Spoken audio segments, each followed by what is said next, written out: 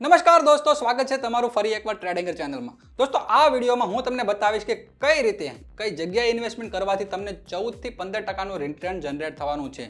દોસ્તો, આ વિડીયોમાં હું તમને એ પણ બતાવીશ કે કઈ જગ્યાએ ઇન્વેસ્ટમેન્ટ કરવાનું છે, કેટલા ટાઈમ માટે કરવાનું છે, ક્યારે કરવાનું છે કે કઈ વસ્તુમાં કરવાનું છે। દોસ્તો, આ વસ્તુ ગવર્મેન્ટ માન્ય છે, કોઈ ચિંતાની વસ્તુ નથી। બીજી વસ્તુ સિક્યોર વસ્તુ છે। જેવી રીતે તમારા ડીમેટ એકાઉન્ટમાં તમારા શેર જમા થશે એવી જ રીતે આ વસ્તુ પણ તમારા ડીમેટ એકાઉન્ટમાં જ જમા થવાની છે। કઈ રીતે થવાની છે બધું તમને લાઈવ તમારા વેબસાઇટમાં, તમારા એપ્લિકેશનમાં તમને બધું લાઈવ બતાવવાનું છે। અને દોસ્તો, વ્યાજ મેં તમને કહી દીધું એમ 14 થી 15% જનરેટ થવાનું છે। તો દોસ્તો, વિડીયોને પહેલેથી લઈને છેલ્લે સુધી જોવાનો છે, જેથી તમને ખબર પડે કે ક્યાં ઇન્વેસ્ટમેન્ટ કરીએ તો બેંક એફડી કરતાં ડબલ રિટર્ન તમે જનરેટ કરી શકો છો, એ પણ સિક્યોરલી। કારણ કે ઘણા લોકો અત્યારે ઇન્વેસ્ટમેન્ટ કરતા હોય છે બેંક એફડીમાં। તો બેંક એફડી પણ બે ટાઈપની આવે છે। એક સાદી બેંક એફડી હોય છે જે તમે બેંકમાં કરાવો છો, બીજી કોર્પોરેટ બેંક એફડી હોય છે જે તમે શ્રીરામ ફાઇનાન્સ કે એવી અલગ અલગ જગ્યા છે જ્યાં તમને થોડુંક વધારે રિટર્ન મળે છે।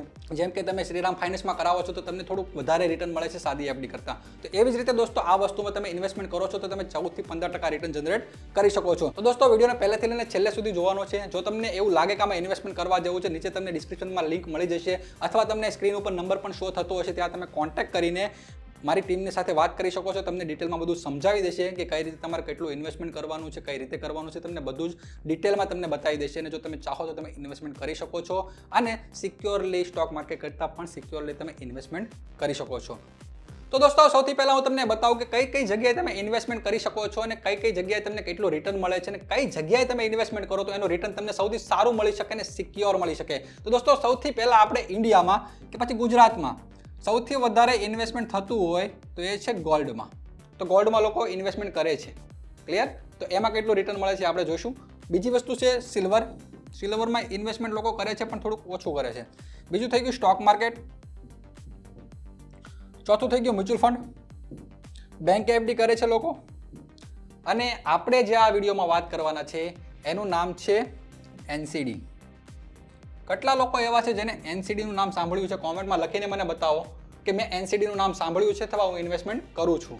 દોસ્તો, જો એનસીડીની ખબર નથી તો તમને આ વિડીયોમાં એનસીડી વિશે પૂરેપૂરી માહિતી આપવાનો છું। શું છે, કઈ રીતનું છે, બધું તમને ડિટેલમાં બતાવીશ। તો એનસીડીનો ફૂલ ફોર્મ થશે નોન કન્વર્ટિબલ ડિબેન્ચર। હવે નોન કન્વર્ટિબલ ડિબેન્ચર છે શું અને આમાં ઇન્વેસ્ટમેન્ટ કરવામાં કેટલું સિક્યોર છે, કેટલા રૂપિયાનું રિટર્ન જનરેટ થશે, એ બધું તમને હું ડિટેલમાં બતાવવાનો છું।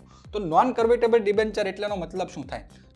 તો સૌથી પહેલાં આપણે જોઈએ કે કોઈ પણ કંપની હોય છે, સપોઝ કે એક રિલાયન્સ કંપની છે, એને પોતાના ધંધાને એક્સપેન્ડ કરવો છે, મોટો કરવો છે, તો એ ધંધા માટે એને પૈસાની જરૂર પડશે। તો એને પૈસા ક્યાંકથી ગોતવા પડશે। તો બે જગ્યાથી એ લોકો પૈસા રેઝ કરી શકે, મતલબ એ પૈસાને લાવી શકે। તો પહેલી વસ્તુ થઈ ગઈ ઇક્વિટી, મતલબ એના શેરને વેચીને અને પૈસાને ભેગા કરી શકે છે। બીજી વસ્તુ થઈ ગઈ ડેપ્ટ, મતલબ કે વ્યાજે લઈને, લોન લઈને, કોઈ પણ રીતે પબ્લિક પાસેથી પૈસા લઈને કે પછી બેંક પાસેથી પૈસા લઈને, લોન લઈને લોકો પોતાના ધંધાને એક્સપેન્ડ કરી શકે છે। તો હવે આમાં બે વસ્તુમાં સિક્યોર વસ્તુ એના માટે કઈ છે?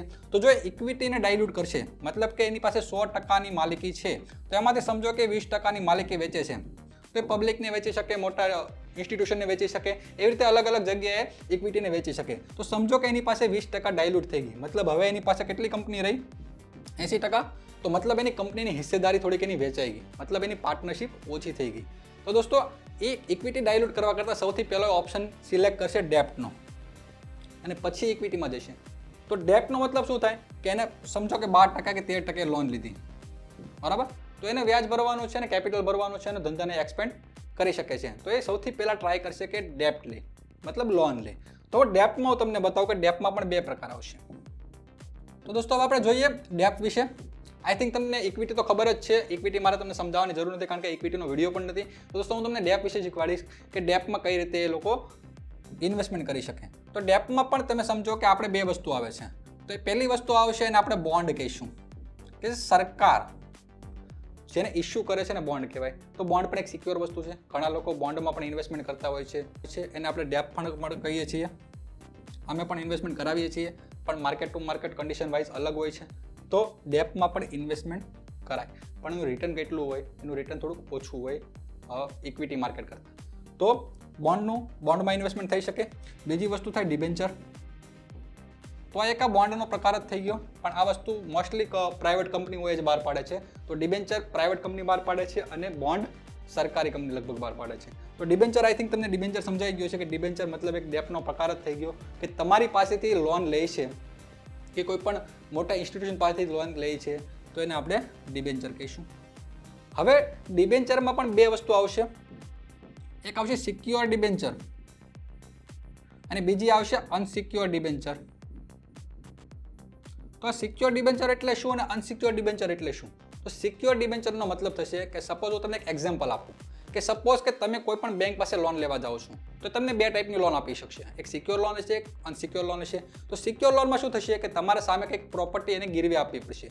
સપોઝ કે તમે હોમ લોન કરાવો છો તો હોમ લોનમાં તમે હોમ તમારું મકાન છે એને તમે ગીરવે મૂકવાના છો, એની સામે તમને લોન પ્રોવાઈડ કરવાના છે. તો સપોઝ કે તમે હપ્તા નથી ભરી શકતા અને તમે ડિફોલ્ટ જાહેર કરો છો કે ભાઈ મારી પાસે પૈસા નથી, હું હપ્તા ભરી શકું એમ નથી, તો બેંક શું કરશે? બેંક તમારી પાસેથી એ મકાન જે તમે ગીરવે મૂકેલું છે એની હરાજી કરીને રૂપિયા એના કવર કરી લેશે, એટલે બેંકને કંઈ ખોટ જવાની નથી. તો એના માટે સિક્યોર લોન થઈ ગઈ. બીજી લોન આવશે અનસિક્યોર લોન. તો અનસિક્યોર લોનમાં પર્સનલ લોનનું એક્ઝામ્પલ આપણે લઈ શકીએ. તો પર્સનલ લોન તમે લ્યો છો તો તમારી કંઈ પ્રોપર્ટી ગીરવે મૂકવાની નથી, તમારા ફેસ ઉપર કે તમારી જે સિબિલ સ્કોર છે એના ઉપર તમને લોન પ્રોવાઈડ કરતા હોય છે. હવે સપોઝ કે તમે એ લોનના આપતા નથી ભરતા અને તમે ડિફોલ્ટ જાહેર કરો છો તો બેંકને અનસિક્યોર લોન થઈ ગઈ, તમારી માથે બહુ મોટી એક્શન લઈ શકશે નહીં. એક્શનનો મતલબ એવો થાય કે જેની એક્શન લેવાતી છે લેશે, બટ તમારી કંઈ વસ્તુ તમે ગીરવે નથી મૂકેલી એટલે કે તમારા રૂપિયા કવર કરી શકવાનું નથી. ક્લિયર છે? તો અનસિક્યોર લોન અને જેવી રીતે સિક્યોર લોન છે એવી જ રીતે સિક્યોર ડિબેન્ચર અને અનસિક્યોર ડિબેન્ચર આવે છે. આ જે ડિબેન્ચર છે એ પહેલાં મોટા ઇન્સ્ટિટ્યુશન માટે ઉપલબ્ધ હતું, પણ હવે એ પબ્લિક માટે પણ અવેલેબલ છે. કારણ કે પહેલાં થોડું ડિજિટલાઇઝેશન ઓછું હતું, અત્યારે થોડું ડિજિટલ વધારે થઈ ગયું તો લોકો માટે પણ એ વસ્તુ અવેલેબલ થઈ ગઈ છે. તો હવે આપણે એ જોઈએ કે મારે ઇન્વેસ્ટમેન્ટ કરવું છે તો હું કઈ જગ્યાએ ઇન્વેસ્ટમેન્ટ કરું? સિક્યોર ડિબેન્ચરમાં ઇન્વેસ્ટમેન્ટ કરું કે ઇનસિક્યોરમાં કરું? તો દોસ્તો સિક્યોરમાં તમને કેટલું રિટર્ન મળવાનું છે, અનસિક્યોરમાં કેટલું મળવાનું છે, તો બે વસ્તુ આપણે ડિટેલમાં જોઈએ. સપોઝ કે તમે સિક્યોરમાં ઇન્વેસ્ટમેન્ટ કરો છો તો એનો સમજો કે સિક્યુરિટી 2.0ની છે કે 3.0ની છે, તો આ તમને એક રેશિયો મળશે કે કોઈ પણ ડિબેન્ચરમાં તમે ઇન્વેસ્ટમેન્ટ કરો છો તો તમે સિક્યોર ઇન્વેસ્ટમેન્ટ કરો છો તો સિક્યોરમાં તમને સિક્યોરિટી મળશે. મતલબ મેં તમને જે રીતે એક્ઝામ્પલ આપ્યું કે તમે જો બેંકમાં લોન લેવા જાઓ છો તમારું બેંક તમારું ગીરવે હશે, એવી રીતે જો 2.0નો રેશિયો છે તો એનો મતલબ એવો છે કે તમે જો 10 લાખનું ઇન્વેસ્ટમેન્ટ કરો છો તો સામે તમારી પાસે 20 લાખની સિક્યોરિટી કંપની તમને પ્રોવાઈડ કરશે. મતલબ કે જો કંપની ડિફોલ્ટ કરે છે તો 20 લાખની સિક્યુરિટી તમારી પાસે પડી છે, તમે ગમે ત્યારે એને હરાજી કરી અને 10 લાખ રૂપિયા તમારે રિડીમ કરી શકો છો. મતલબ આ પ્રોસેસ તમારે નથી કરવાની, તમારી વચ્ચે બ્રોકર આવશે તમારું બધું કરી દેશે, બટ તમારી પાસે આ સિક્યુરિટી હશે. અને જો 3.0ની છે તો મતલબ તમને 30 લાખની સિક્યુરિટી મળશે. જેવી રીતે હોમ લોન આપણે 30 લાખનું આપ્યું હોય અને આપણને 10 લાખ રૂપિયાની લોન આપે તો એની પાસે 30 લાખની વસ્તુ જમા છે.